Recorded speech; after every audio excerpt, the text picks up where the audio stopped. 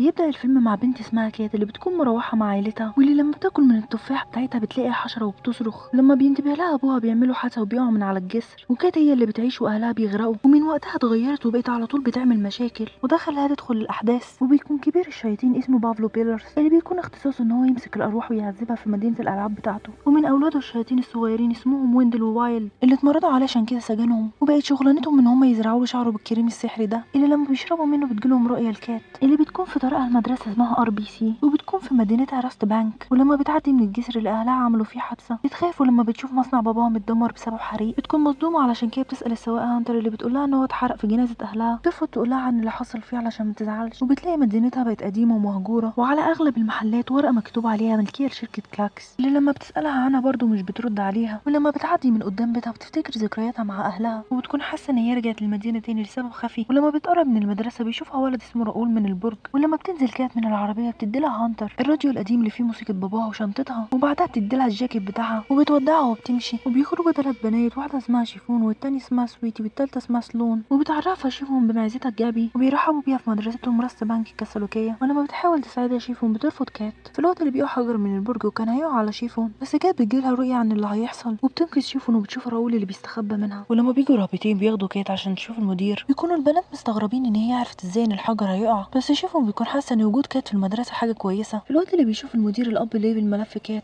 اللي قبلها في مدرسته مقابل الفلوس اللي جات له من الولايه. ولما بتوصل كات مع الراهبتين وبتشوف شباكه المكسور والملزوق بتفهم ان هو عنده ازمه ماليه في المدرسه، وبتكون عارفه ان هو قبلها علشان الفلوس، وبيديلها اليونيفورم اللي هتلبسه وبياخدوها الرهبات وبيوصلوها لاوضتها وبيقولوا لها ان هي تجهز نفسها وبتعمل كده. في الوقت اللي بيتصل المدير بعيله كلاكسون عشان يقابلهم، وبتاخد مسجل الموسيقى بتاع باباها وبتمشي في المدرسه بيه، والطلاب بيكونوا معجبين بشكلها والموسيقى بتاعتها. ولما بتوصل وبتشوف راؤول بتقول له ان هو كان عايز يقتل شيفون، بس هو بيقول لها ان التومه ما كانتش ثابته ووقعت لوحدها. ولما بيحاول يكون صديقها بترفض وبتقول له ان اللي بيقرب منها في الاغلب بيموتوا. وبتجيلهم الرهبه اللي هتدرس لهم الطبيعه التكيفيه، عشان كده بتوري لهم الاخطبوط اللي بتكون جايباه معاها اللي بيكون اسمه سموكتوبوس، وبتقول لهم انه المخلوق الوحيد اللي بيقدر يخضع فريسته من خلال ان هو يغير شكل جسمه. وبتخبط على الازاز بتاعه وبتوري لهم ده. ولما بتشوف كانت بتطلب منها انها تقرب عشان تشوفه، ولما بتروح وبتخبط على ازازه بيتغير شكله لشيطان، ودرج المكتب بيطلع منه نور وبيحاول يتفتح. ولما بتروح تشوفه بيطلع منه شراره وبتيجي في ايديها وبتاخدها الرهبه بره الفصل لحد ما تهدى. وبعدها بتشوف ايديها وبتلاقي فيها علامه الشيطان، وبتكون مستغربه منها كات، بس الرهبه بتقول لها ان هي كده مميزه وبتغير ملامحها وبتقول لها انا ما تعرفش حد بالعلامه دي عشان تقدر تحميها. بس كانت بتتضايق وبتتهمها ان الاخطبوط بتاعها هو اللي عضها وبتسيبها وبتمشي. في الوقت اللي بيتكلم الشيطانين مع بعض عن الملاهي بتاعتهم اللي سمع بيها بيلارز، عشان كده اعتبرهم متمردين على الملاهي بتاعته وسجنهم. وبيجي لهم طائر من فرسان الارواح وبيدي لهم رساله من الدبدوب بيرزباب اللي ساب علامه على الكات، وبيقول لهم ان بقى عندهم بنت من الجحيم، وبيعرفوا ان هي نفسها اللي كانت في رؤيتهم، وبيعرفوا ان بما ان هي فتاة جحيم فهي عندها القدره ان هي تستدعيهم لعالم الاحياء. وبيكون فرحان وايلد لانهم هيقدروا يبنوا مدينه الملاهي بتاعتهم هناك، عشان كده بيقرروا ان هم يطلعوا لها في حلمها. في الوقت اللي بيقابل الاب ليفي ليلة كلاكسون اللي بيكونوا ارمجارد ولاين، وبيقولوا له ان هم متضايقين من مجلس المدينه لانهم رفضوا السجن اللي هم عايزين يبنوه اللي هيكسبوا منه من استقبالهم للمجرمين فيه. بس لما بيعرفوا من الاب ليفي ان في بنت مجرمه جت عندهم في المدرسه اسمها كات،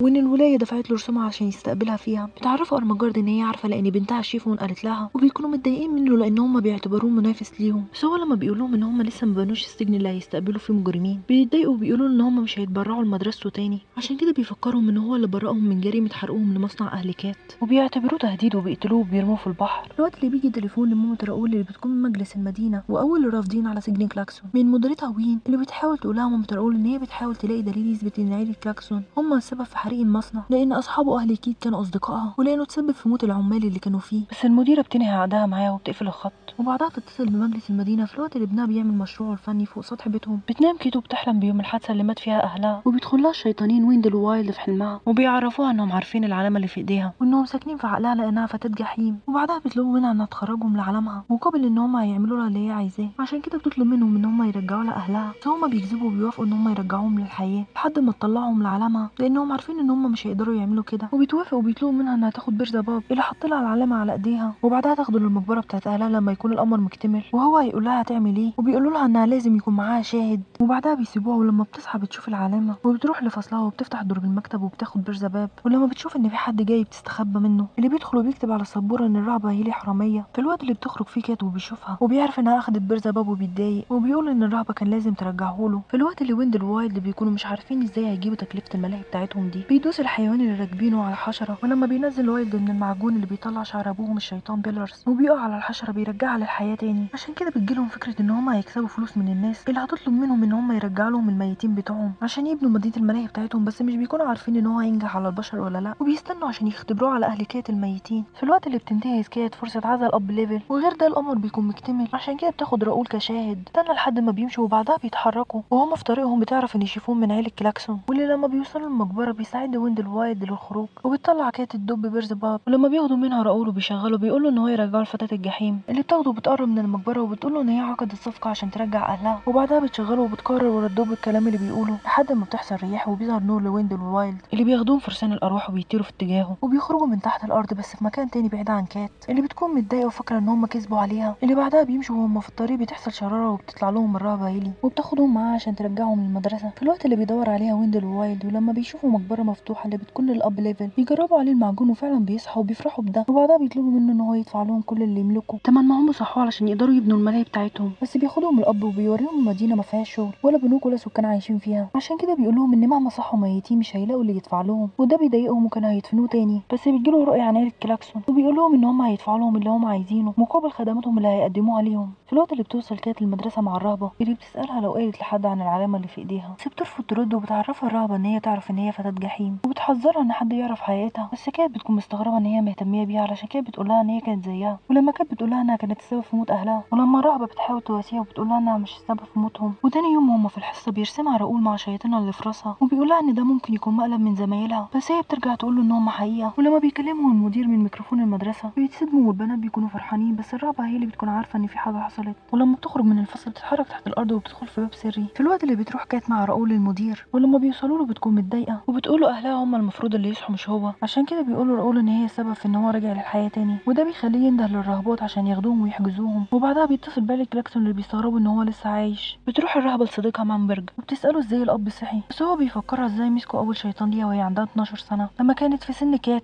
هي بتكون متضايقه لانه كان بيجبرها ان هي تستدعيهم عشان يحبسهم، وبعدها بيعرفها ان في فتاه جحيم تانية في المدرسه غيرها، وبيقولها انها سرقت الدب بيرزي باب، وده بيخليها تبقى على سرقتها الدب منه لانه لو كان معاه كان هيقدر يعرف انها فتاه جحيم وهيحميها منه. بس هي بتكون فاكره انه بيقول اي كلام، عشان كده لما بتسيبه بتروح عشان تشوفه مش بتلاقيه، بتعرف ان كلامه كله صح. في الوقت اللي بتستنى كات وراؤول لحد ما الرهبتين يناموا، وبعدها بيهربوا من الشباك. في الوقت اللي بتيجي الرهبه هيلي بس بتلاقيهم هربوا. في الوقت اللي الاب ليفل بيروح يقابل عيله كلاكسون اللي بيوريهم الشيطانين اللي رجعوه للحياه، وبيقول لهم ان هو هيصحي لهم نواب المدينه الميتين مقابل ان هم هيديهم فلوس علشان يبنوا الشياطين الملاهي، والاب علشان يدعم مدرسته، وبيحذروهم ان هم لو صحوا حد تاني هيلغوا الصفقه معاهم وبعدها بيمشوا وبيروحوا للمقابر. في الوقت اللي بتوصل لهم كات اللي بيوروا لها المعجون اللي هيصحوا بيه اهلها، بس لما بيفتكروا صفقتهم مع كلاكسون بيرفضوا وبيطلبوا منها ان هي تكون تحت طاعتهم عشان يقدروا يصحوا اهلها، وبتوافق. علشان كده لما بتحلف بتخرج ايديها اللي بتحلف بيها، وبيصحى بيلرز وبيحس ان في حاجه حصلت. عشان كده بيكتشف ان وايلد وويندل مش موجودين، وبيستدعي فرسان الارواح وبيعرف ان هم في عالم الاحياء. في الوقت اللي بيطلبوا من كات ان هي تجيب لهم اكل وبتروح تعمل كده، في الوقت اللي بيساعدهم راؤول وبيخرج التوابيت بتاعه النواب اللي بيحط عليهم المعجون وبيصحوهم وبيجهزوهم وبيحط لهم اليافطه اللي مكتوب عليها انهم يصوتوا لشركه كلاكس. في الوقت اللي بيكتشف راؤول صفقتهم اللي عقدوها معاهم واللي من ضمنهم ان هم ما يصحوش اهل كات، عشان كده بيحرر راؤول نفسه وبياخد المعجون السحري وهم نايمين وبيمشي وبيروح لمقبره اهل كات وبيصحيهم وبيطلب منهم انهم يرجعوا لبيتهم ويستنوا كات.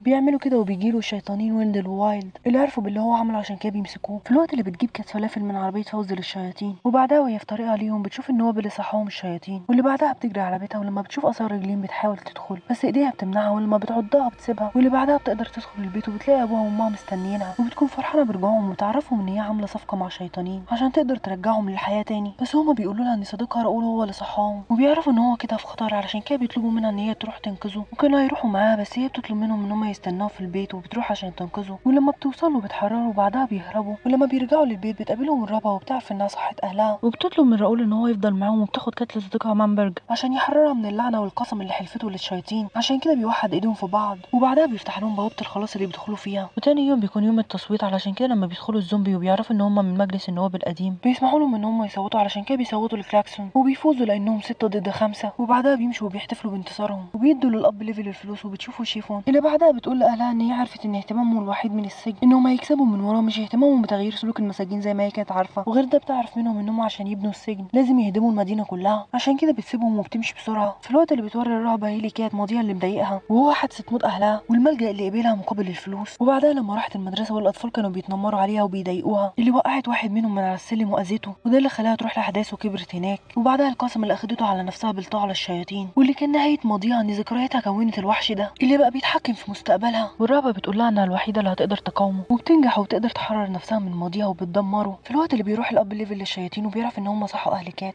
عشان كده بيروحوا لهم بيتهم وبيخطفوهم وبيشوفهم راؤول اللي بيحاول يلحقهم بس بيكونوا مشيوا. وبتدي الرهبه هيلي كات قوتها، وبتعرف انها عندها القدره ان هي تشوف المستقبل. بس الرهبه هيلي بتقع وبتتجرح في دماغها، وبتاخدها كات وبيخرجوا وبعدها بتكون كويسه. وبيفك مامبرج الشريطه وبيعرف ان كات اتحررت من اللعنه، وبيوصل لهم راؤول وبيقول لهم على اللي حصل مع اهلها، وبيروحوا معاها عشان ينقذوهم. في الوقت اللي بتروح شيفون عشان تقول لكات على اللي اهلها عايزين يعملوه في المدينه، بس مش بتلاقيها وجايه بتاخد طاقيتها وبتجري وبتروح وراها. يوصلوا للشياطين وبتمسكهم كات وبتحرر اهلها، وبتوصل جابي اللي بتوصل بعدها شيفون ليهم، اللي بتقول للاب ليفل ان اهلها مش هينقذوا المدرسه وان الفلوس اللي اداها لهم مزيفه. وبعدها بتاخدهم معاه وبتشوف كات حقيقه اللي هيعملوه في المدينه عشان يبنوا سجنهم. في الوقت اللي بيطلع ابو الشياطين بيلرز وبيدور على وايلد ويندل، عشان كده بيركبوا العربيه بسرعه وبيتحركوا بيها، بس بيشوفهم وبعدها بيقدر يمسكهم، وبيكون متضايق من اولاده ويندل ووايلد عشان هربوا وسرقوا الكريم بتاعه. بس لما بيظهر المشروع الفني بتاع راؤول اللي بيكون عباره عن ام بتدافع عن طفلها، بيتضايق بيلرز لانه ما قدرش يعمل كده، وبيقول لهم ان في قبلهم هربوا ما رجعوش تاني، وهما نفسهم اللي بيكون حابسهم مامبرج. عشان كده بيعمل صفقه معاه ان هو هيحررهم لو حرر اصدقائه، وبيوافق عشان كده بيدوا له اطفاله الشياطين اللي بياخدهم وبيرجع تحت الارض تاني. في الوقت اللي بيرجع الاب ليفل ميت تاني، وبيعرفوا ان مده تاثير الكريم مش طويله، وبتكون كات متضايقه علشان كده الشياطين بيدوها الكريم السحري. بس مامتها بتقول لها ان راس بنك في خطر وانها تستخدم الباقي من الكريم عشان تنقذ المدينه. عشان كده بياخد راؤول الكريم وبيصحي عمال المصنع اللي ماتوا اللي هيكونوا شهود ضد كلاكسون اللي لسه هيأمروهم عشان يدمروا المدينه. بتشوفهم ارماجارد ومعاهم بنتهم، وده بيضايقها بس برضه بتأمرهم ان هم يدمروها، وهم كمان بيتحركوا وبيحاولوا يمنعوهم. وبيقع الدب بيرزباب اللي بينتهي ومش هيقدر يقع في حد تاني، وبينجحوا في تدميرهم وبيقدروا ينقذوا المدينه بمساعده فرسان الارواح. وبتيجي الشرطه وبتوقفهم قبل ما يهربوا وبيقبضوا عليهم لان عمال المصنع هيتعرفوا عليهم. اللي بيوصلوا مع مامة راؤول اللي بيعلن انتصارهم على شركه كلاكسون، والانتصار ده بيفرحهم، بس كات بتكون حزينه وبتودع اهلها قبل ما يموتوا اللي بيكونوا عارفين بقوتها، علشان كده بيسالوها عن مستقبل المدينه، وبتوري لهم ده وبتقول لهم ان المصنع هيرجع احسن من الاول، وان الناس هترجع تعيش فيها تاني، وانها هتشتغل مع الرهبه هيلي عشان يكسروا عجله النمطيه في المدرسه. وبيقولوا لها ان هم فخورين بيها وبيحبوها، وبعدها بيموتوا وبتحزن عليهم. بس وايلد ويندل بيقولوا لها ان هم لما ينتهوا من الملاهي هيدوا لها تصريح ان هي تفضل في السماء، وتصريح شامل لاهلها لكل الالعاب لمدى الحياه. ولما بيوروا لهم الملاهي بتاعتهم بتعجبهم، وبتفرح كات لانها قضت على ماضيها وبقى عندها اصدقاء. وبكده يكون انتهى الفيلم. ما تنسوش تشتركوا في القناه وتفعلوا زر الجرس عشان يوصلكوا كل جديد.